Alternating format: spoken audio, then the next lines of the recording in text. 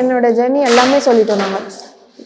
ஒரு ட்ரெயினில் வந்து தூங்க முடியாமல் எப்படி அவஸ்தைப்பட்டோம், பாத்ரூம் வாசலில் தான் தூங்கிட்டு போவோம். ஸோ அந்த மாதிரி நிறைய வந்து நாங்கள் அப்பா தூக்கிட்டு தான் போவார். அந்த மாதிரி தான் நிறைய நடந்துருக்கு. உங்களோட போர்ஷன் தாண்டி காளி வெங்கட் சார் தான் வந்து அப்பாவா பண்றாரு இல்லையா உங்களுக்கு படத்துல? காளி வெங்கட் சார் கிட்ட பேசியிருந்தீங்களா அந்த ப்ரெஸ் மீட் அப்போ? பேசினேன். ஓகே, என்ன விஷயங்கள் ஏதாவது லைக் உங்களுக்குள்ள ஏதாவது ஷேர் பண்ணிக்கிட்டீங்களா? சொன்னார், இன்னும் எனக்கு நிறைய கதை தெரியல, நிறைய தெரிஞ்சதுன்னா அதுக்கேற்ற மாதிரி நான் நடிச்சிருக்கேன் அப்படின்னு சொன்னேன். Okay, super. அண்ட் இப்போவுமே நீங்கள் சொன்னீங்க நிறைய கஷ்டமான மொமெண்ட்ஸ், இவ்வளோ பெரிய ஜேர்னி அப்படின்னும் போது கண்டிப்பாக கஷ்டமான மொமெண்ட்ஸ் இருக்கும்.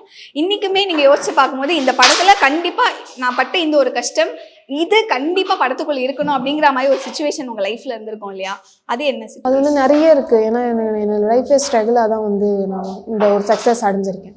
ஸோ அப்படி சொல்லும்போது எல்லாமே காமிச்சா தான் வந்து ரியல் லைஃப் பீப்புள்ஸ் எல்லாம் இருக்கிற எல்லா மக்களுக்கும் தெரியும் என்ன நடந்தது. ஒரு பொண்ணால் இவ்வளோ ஸ்ட்ரகிள் தாண்டி வர முடியுமா அப்படின்ட்டு எல்லா பொண்ணுங்களுக்கும் தெரியும்.